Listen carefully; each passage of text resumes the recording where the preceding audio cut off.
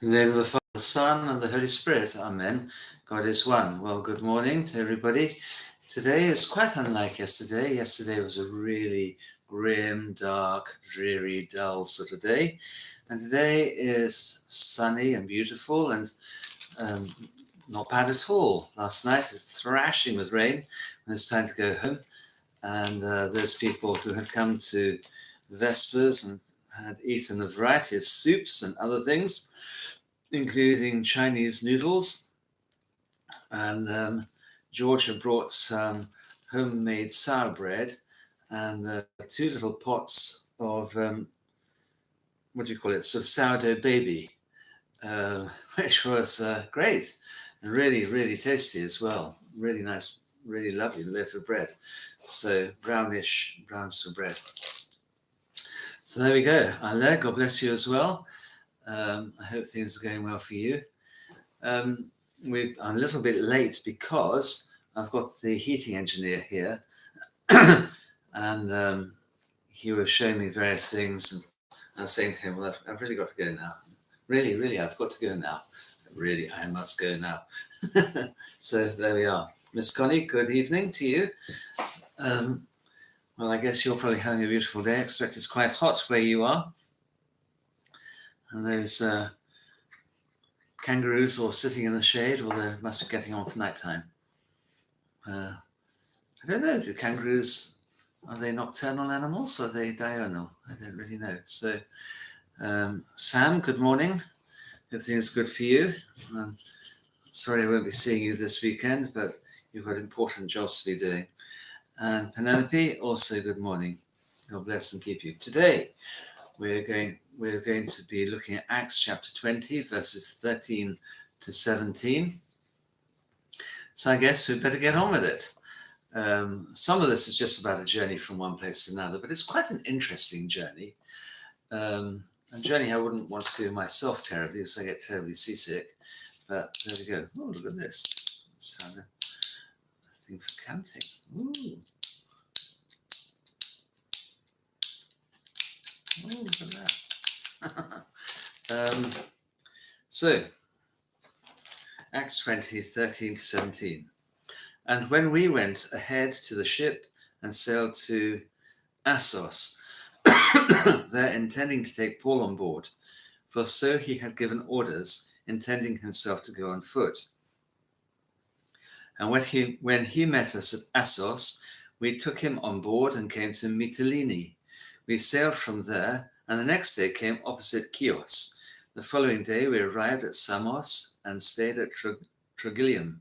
The next day we came to Miletus, for Paul had decided to sail past Ephesus so that he would not have to spend time in Asia, for he was hurrying to be at Jerusalem, if possible, on the day of Pentecost. From Miletus he sent to Ephesus and called for the elders of the church. And that is as far as we're going to be going.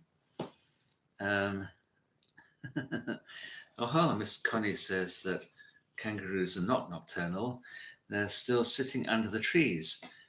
8:43 p.m. here and still light. 8:43, that's strange. There's a half an hour discrepancy there in my ideas. I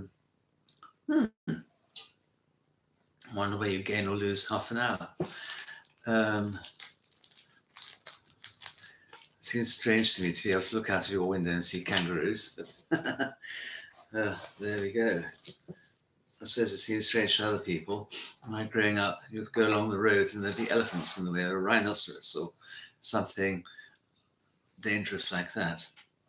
So, verse 13. Then we went ahead to the ship and sailed to Assos, there intending to take Paul on board, for so he had given orders, intending himself to go on foot. So this place, Assos, it's about, not a very big place, about 24 miles away from Troas, 40 kilometers. So it's 2 to 3 days journey by foot. And that is quite a significant journey. And St. Paul does that alone, as far as we can see. Maybe he goes by horse, by donkey, or by cart or something. But even so, it's going to be at least 2 days' journey. The others go by ship, and for them a 40-kilometer journey by ship is a day's journey. So they'll arrive at the other side, and they'll have time, and they'll be able to rest, and so on. St. John Chrysostom suggests that this is to give the other people a rest from Paul, and to give him time for reflection as well. And he sends them away by the expensive route, going by ship, but the easy route, and he himself then takes the cheap route, but the difficult route. And St. John Chrysostom finds this an example of how a pastor might work. They bring all the difficulties upon themselves, not upon other people who are their disciples. And I think I'm quite won over by that idea. I think that is probably the case. But it does add 2 days onto the journey time. And St. Paul, as we will discover, is wanting to get to Jerusalem in time for Pentecost. So say 2 days there. 14. And when he met us at Assos, we took him on board, and came to Mytilene. So there's another at least 1 day's journey. Mytilene, you'll know, is a little Greek island, beautiful island apparently. We sailed from there, and the next day came opposite Chios. That's another day's journey. The following day we arrived at Samos and stayed at Trogyllium. So there's another day there. The next day we came to Miletus. So 2, 3, 4, 5, 6 days journey. He's already spent 7 days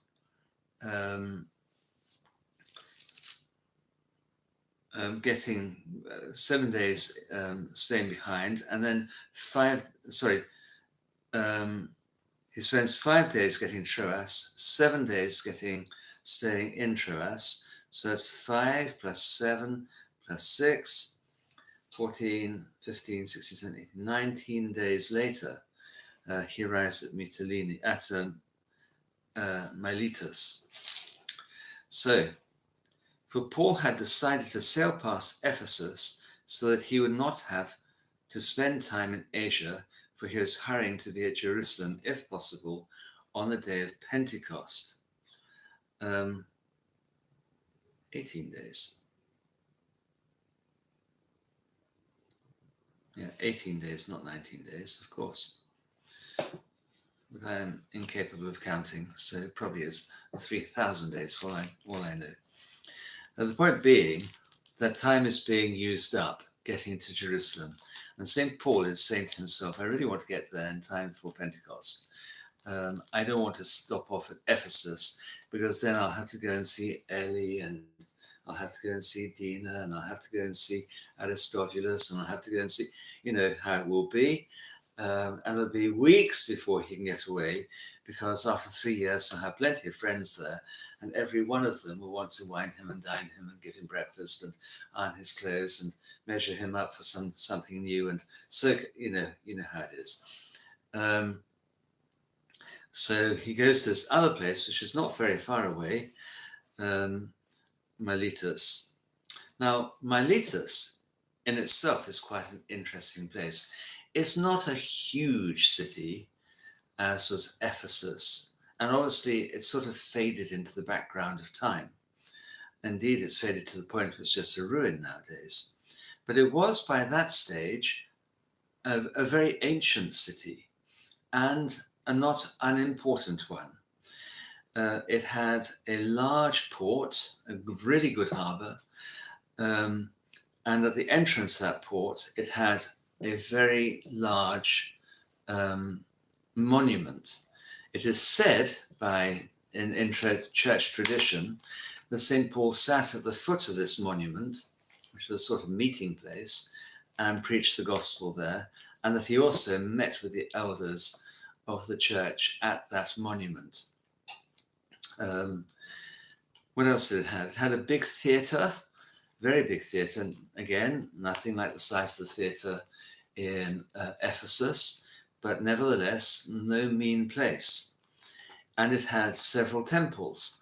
And the archaeological evidence is that it's at various stages, for a medium-sized place, it was quite a decent city with beautiful things there.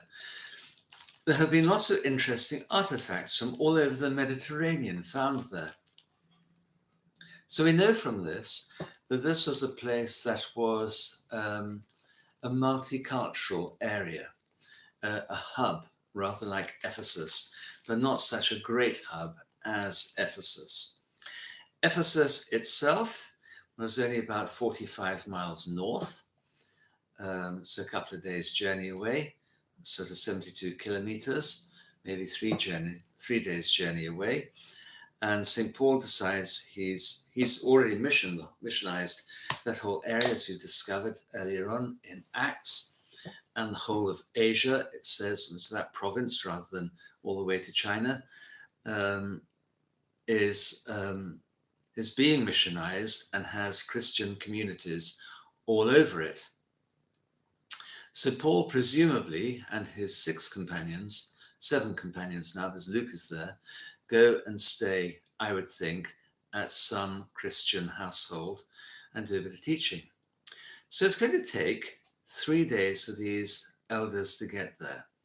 So 18, 19, 20, 21 days. 21 days out of the 50 that St. Paul has to play with if he is going to get to Jerusalem on time. Then he's going to talk to them, probably another day, 22 days, 23 days, 24 days, maybe 25 days. So he's using up about half his time so far. So we're at a sort of nail-biting moment as far as Paul is concerned, wanting to get to Jerusalem as soon as he can do. Okay, so we can assume that he's welcomed there by a Christian community. He sends off to get them to come. Verse 16. You haven't quite got that far, actually. For Paul had decided to sail past Ephesus so that he would not have to spend time in Asia, for his hurrying to be at Jerusalem, if possible, on the day of Pentecost. So he doesn't want to get bogged down in Ephesus, as we said. He's using up quite a lot of his time, probably half his time getting there. Now, why does he want to get to Jerusalem for Pentecost?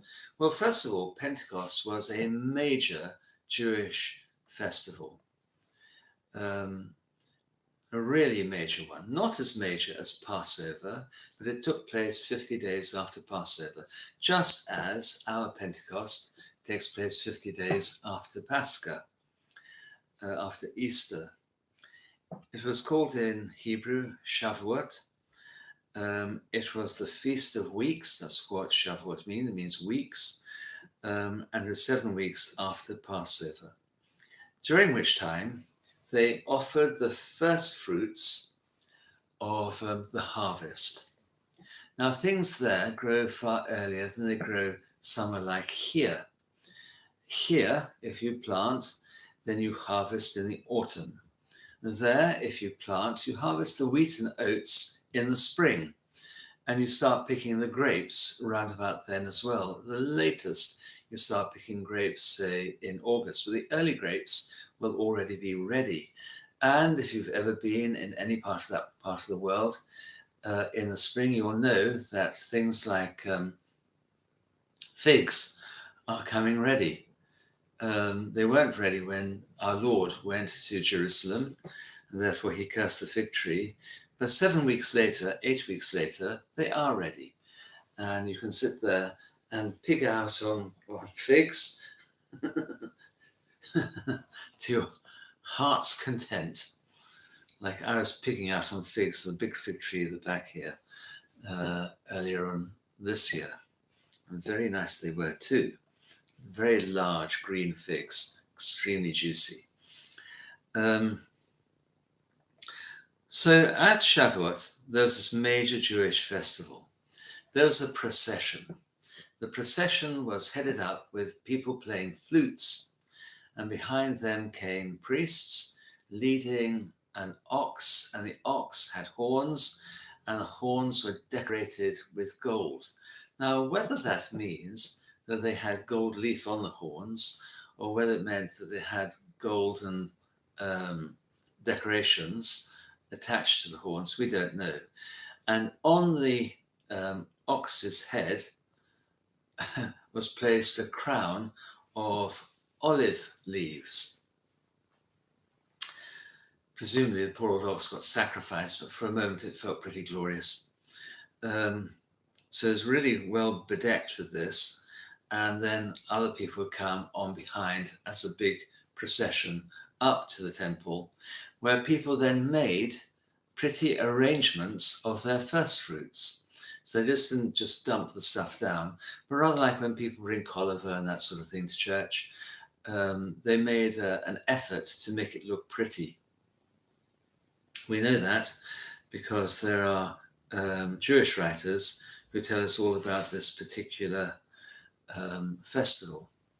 What were they also feasting at the same time? Not just the first fruits, but the first fruits of humanity and the giving of the law by God, by Christ, to Moses.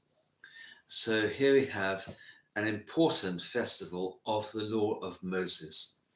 And St. Paul wishes to be there for that particular festival. So why did he want to be there? Well, number one, obviously, because it is the anniversary of the day of Pentecost, when the Lord sent the Holy Spirit upon the apostles and the disciples. And they then became the first fruits of humanity. And then lastly, St. John Chrysostom says that St. Paul wanted to be there to show that even though he'd been away from Jerusalem for a long time by now, several years, 4 or 5 years, he was going to be coming there at a good time to preach when lots of people would be there, and also at a good time to show people that he was still fulfilling the Jewish requirements. And we know that later on what he does, he shaves off all his hair because he's taken an oath. He makes sacrifices, and he gets into trouble. Okay. So Paul is trying to show them also that he's not apostatized from Judaism by turning up for a major festival. He doesn't go for Passover, but he does go for Pentecost. Verse 17, from Miletus he sent to Ephesus and called for the elders of the church.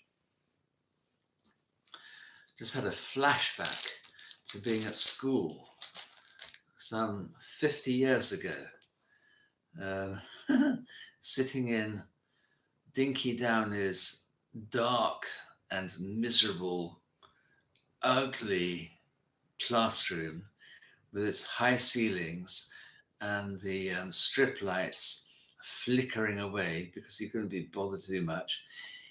He was pretty well drunk the entire time. Poor man.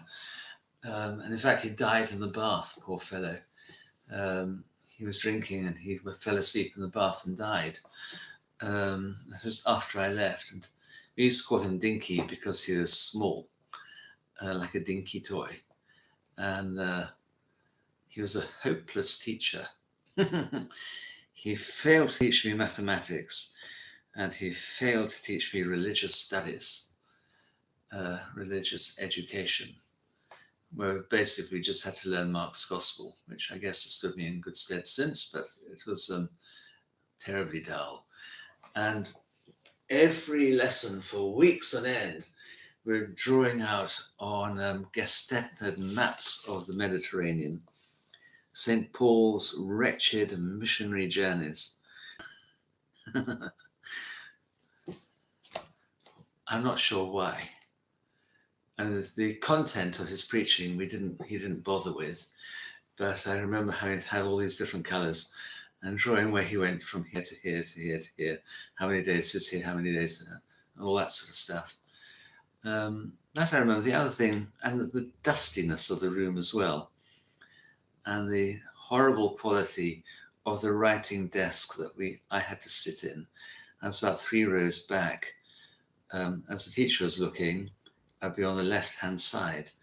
which is absolutely the dead space of the entire room, because teachers look mainly towards their right and mainly towards the front. So if you want to be taken notice of, you sit right at the front on the teacher's right-hand side. Over to the left, well, the further you are over to the left, the less you get noticed. It's very easy, actually. You can do, when I was training teachers, used to tick sheets about to whom they spoke. And then afterwards, you show it to them, and they'll be always very shocked and just go, what? I didn't talk to these people at all. I didn't even look in that direction. How did that come about? How did this come about? Why am I talking about Dinky? He had so many funny mannerisms. Poor man. He died when he was in his 40s. Poor old Dinky. Mr. Downey. I have no idea what his real name was. Is that stage in life when, back then in the 1970s, where all men wore extremely boring colours, so muddy colours. And he always used to wear knitted ties, which have always made me feel slightly ill. I don't know why knitted ties, it's a horrible thing. Wear silk, that's nice. Anyway, where were we? Verse 17. From Miletus, sent to Ephesus, called to the elders of the church. Okay, I got I'm back. I'm here again. So the word there called for is quite an interesting one. It is metikalesato. And metikalesato means to call to himself. But it's not just sort of, I wonder whether you might be so kind as to come visit me. It's an extremely strong call. So summoned. So King Henry VIII might summon somebody to his presence. And the person comes and they must be with him. They're summoned to him. My bishop might summon me to come and visit him, in which case I go and I visit him. I am not the sort of person to summon anybody to do anything. Maybe when I was a school teacher, I might summon some child to come and explain to me whereabouts in his book I might be lucky enough to find his homework. But St. Paul was summoning the elders of the church.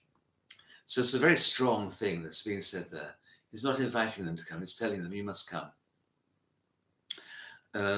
And St. Paul has got this idea that probably in his mind, he may not be coming back, although he prays that he might come at another stage. We certainly know that he does come back to Miletus, because he leaves one of his disciples there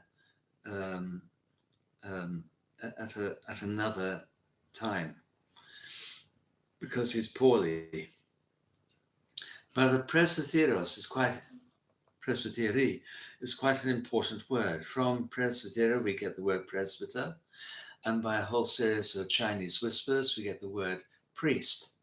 So these are the priests of the church, the elders of the church. These are the ones that I am in direct relation to. And there are several of them, and they are there together. Later on, interestingly, St. Paul calls these same people overseers. This is in verse 28. He calls them episkopos. And from episkopos, you can hear the word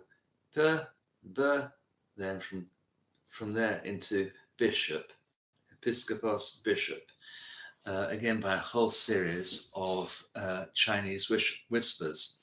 A bit like the way that Pavlos becomes Paul or Boulos in Arabic, or John becomes Ivan in Russian, and Ian in Celtic countries, and so on. So you've got this sort of Chinese whispery way of doing things. So episkopos becomes bishop. But at that time, it rather appears as if they were the same thing. And there's no actual difference between being a bishop and being a presbyter. But anyway, whatever that is, they have been summoned together. And of course, all bishops are a type of priest. And indeed, everybody is all bishops are a type of presbyter. And if we're thinking of the sacrificial version of being a priest, the sacerdotal version of being a priest, then the entire royal priesthood, everybody baptized into the Orthodox Church, is a member of that royal priesthood. Every human being is a type of priest, but everybody baptized is a member of the royal priesthood, all of us equally, without contradiction or variety in our type of priesthood either. Okay, so that's quite an important, just working back through this, something else. There we go, there we are. That's quite an important idea there. Right, let's see if anybody has been saying anything other than commenting upon kangaroos. Elephants, yes. Suzanne, good morning. God bless you. Natalia, good morning. Your parcel has arrived. Thank you very much. We haven't opened the contents though. Michelle, good morning. And G, a bit late. Thank you, G. I know who you are. You're walking the dog. Start from the beginning. That's okay. Good. Cat's World, God bless you and keep you. My son called you yesterday, Miss World.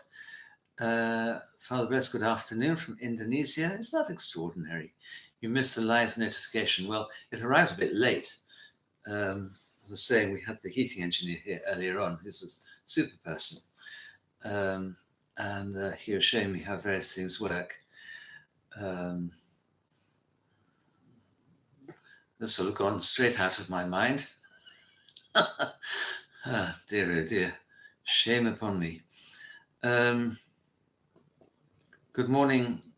Yes, the Gamers Original from Cornwall, all the way from sunny Cornwall, I hope. Wind battered Cornwall recently. Right, okay. Well, nobody's asked any questions. That's fine. If you want to, you've got a few minutes to do that, but I have to be gone in about 6 minutes from now. Meanwhile, if I invite you to pray, please, for some people. Those people are Nicholas and Nina, and Nicholas and Nicoletta and Nicoletta, for Daniel, for Joseph, Christina, for Carol, for Judy, for Simon, and for Jane, and for Hilary. Hilary has cancer come back, so praying for her. Jane is very ill indeed with cancer.